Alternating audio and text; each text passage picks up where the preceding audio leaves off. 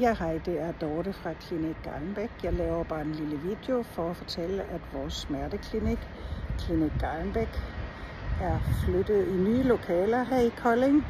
Vi er nemlig flyttet i Jernbanegade 40, og vi har lokaler over byens bedste italiener, Bella Italia, på anden sal. Hvis man går ind foran klinikken, så er der elevator her, eller man kan vælge at gå igennem gården, hvor man også kan parkere, og derom bagved finder I trapper op, hvis I hellere tager dem. Der er parkering i gården, 1 times gratis parkering, men husk at registrere bilen. Hvorfor gå rundt med smerter, når de kan fjernes? Vi er specialiseret i kroniske smerter, så kig forbi.